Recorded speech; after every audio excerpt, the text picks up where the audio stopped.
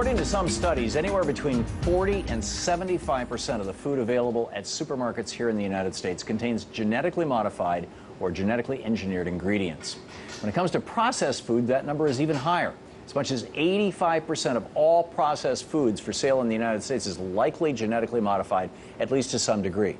Supporters of GMO foods say this is nothing to worry about. They say GMOs are perfectly safe and actually do more good than bad. Is that really true?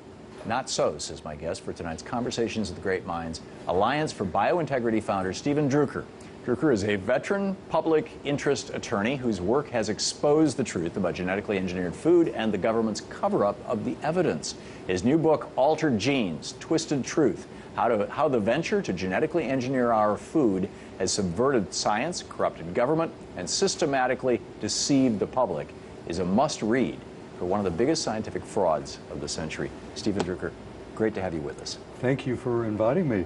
Thank you. You're an attorney by training. What got you interested in genetically modified foods? Well, I've always been interested in food safety issues, and I was shocked when I learned back in about late 1995 of this huge venture that was underway to reconfigure the genetic core of the world's food supply, because I wasn't aware of it until then. And I thought, if I'm not aware of it, and I've been very concerned with food safety issues, most people must be totally oblivious of it.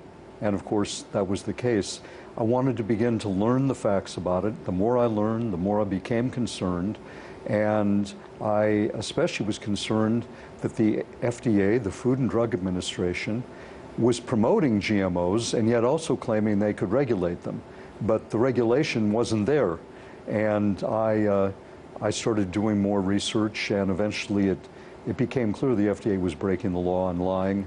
And I just didn't know how badly they were lying until I brought a lawsuit against them, forced them to divulge over 44,000 pages of their internal documents. That demonstrated that they definitely were lying. And they knew they were lying. Of course. Yeah. Yeah, it was deliberate. Lying means you know you're lying. Otherwise, you're just mistaken. No, because what the FDA's been claiming is we're not aware of any information showing these foods are different in any meaningful way from conventional foods. Well, their files had a lot of information, and it came from their own scientists who conducted an extensive review of genetically engineered foods and wrote memo after memo explaining why genetic engineering is different than traditional breeding, why it entails different risks, and why the foods it produces cannot be presumed safe until they're carefully tested. Now, that's what the law requires anyway. So this FDA scientists were merely telling their superiors what the law requires is also required as a matter of sound science. What did the FDA do? Well, its administrators decided to follow their promotional agenda and ignore their duty to uphold the law and protect the food supply and protect the health of the American public. So they lied. They said we're not aware of any information. They basically covered up those memos. They claimed there's an overwhelming consensus in the scientific community that these foods are safe and don't need to be tested, when they knew that the consensus of their own scientists was just the opposite. By the way, there's also a letter in the FDA files from the biotechnology coordinator admitting, a letter to a Canadian health official, admitting that there wasn't a consensus about safety in the scientific community at large either. So they knew that it was a lie to claim these foods were generally recognized as safe, but they went ahead and claimed it. And then they allowed them to come to the market without the requirement of a smidgen of safety testing. There's no safety testing required from the FDA. And there's a voluntary consultation process, which is basically smoke and mirrors to give the illusion that there's some regulation going on. But the FDA has actually admitted, when push came to shove, that they don't regulate genetically engineered foods at all. And they don't. That's about the only time they told the truth, when they admitted that. To what extent do you think that that is the result of the revolving door? I know back during either the tail end of the Reagan administration or early in the Poppy Bush administration, there was a push by Monsanto to have the federal government regulate GMOs because that would essentially legalize them. And I believe, my recollection is that there was a a Monsanto senior executive who ended up working for the FDA on this project and then went back to work for Monsanto. Well, you're close on that, Tom. First, I think it's part of the PR scheme to say that Monsanto was asking to be regulated. They didn't want regulation. They don't have regulation. They have what they want, the illusion of regulation, where what they have is self-regulation from the side of the FDA. It's the illusion of regulation, and even the fact that that story's been able to float in the mainstream media that Monsanto wanted to be regulated, that's just a bunch of hooey. And Monsanto, look at the policy. I just mentioned the FDA has admitted that it does not regulate genetically engineered foods at all, and they don't. The industry is under no requirements according to the FDA. Now, according to law, they are. According to law, according to U.S. food safety law, these foods are presumed unsafe and have to be proven safe, but the FDA has circumvented the law and exempted these foods from the law and said to Monsanto and DuPont and Dow Chemical, you don't have to test these foods at all. Don't even send us the original data. If you do tests, we're not interested. Just send us whatever you care to send us, and we'll rubber stamp it. I mean, that's essentially what they've said and what they've been doing.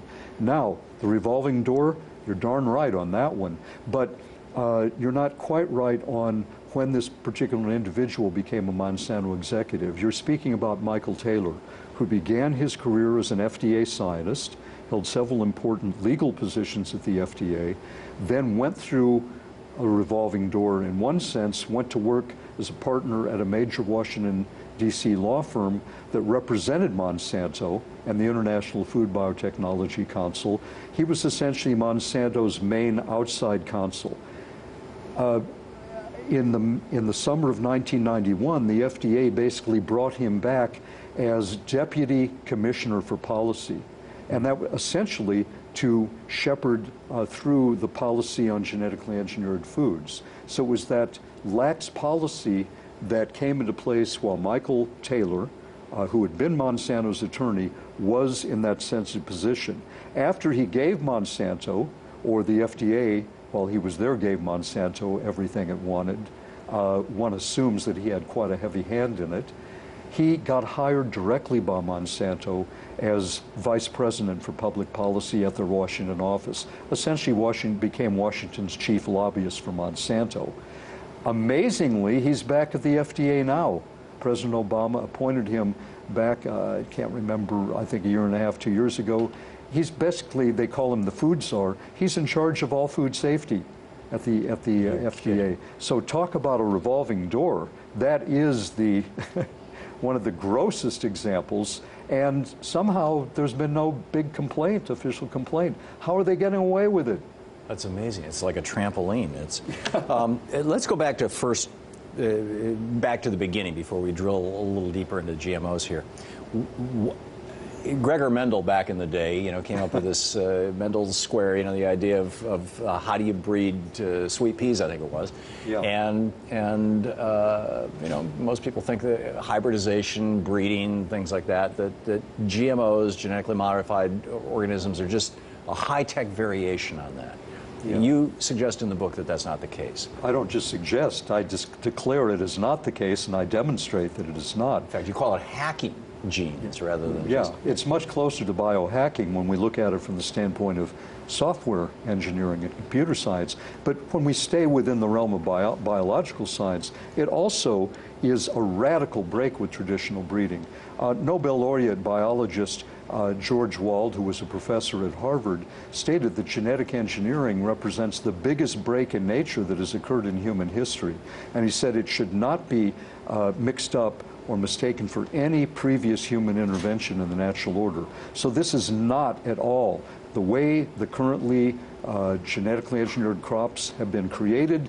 Bears really very little resemblance to traditional breeding through sexually available pathways. And it's a radical change, and it entails different risks. And again, the FDA scientists said that, many eminent scientists have said that, who understand the facts and who are not afraid to tell the truth.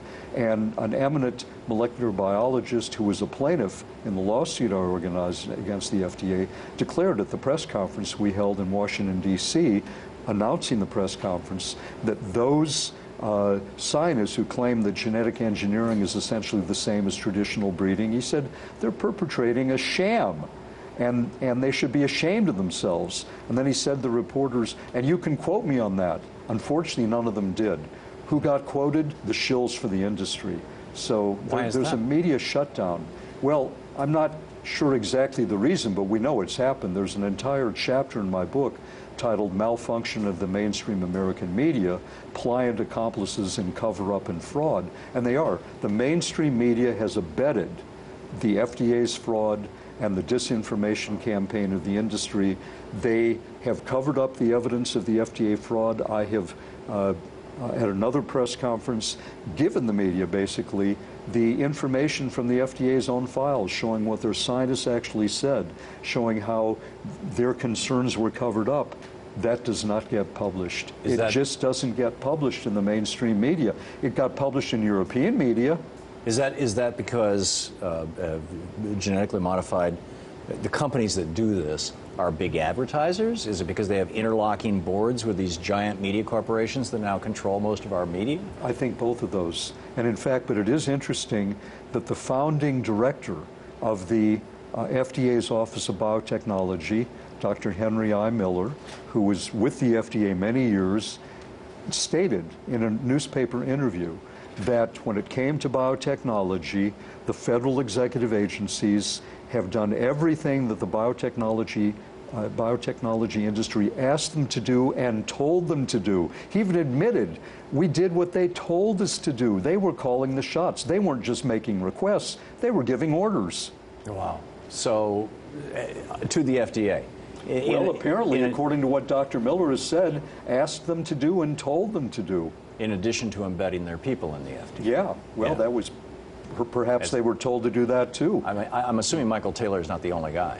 No, not at all. There's been a tremendous revolving door on many issues we know, but it becomes the most glaring and unsavory, I think, of all of them when we look at the GMO issue. Just, you can look at FDA and USDA and U.S. Trade Representative back and forth from government to Monsanto, either the board of directors or an executive or some other position with the industry, another player in the industry. It stinks. It really does. Yeah. And somehow they keep getting away with it. That's amazing. More of tonight's Conversations with Great Minds. We're going to drill down into what this really means with Stephen Drucker right after the break.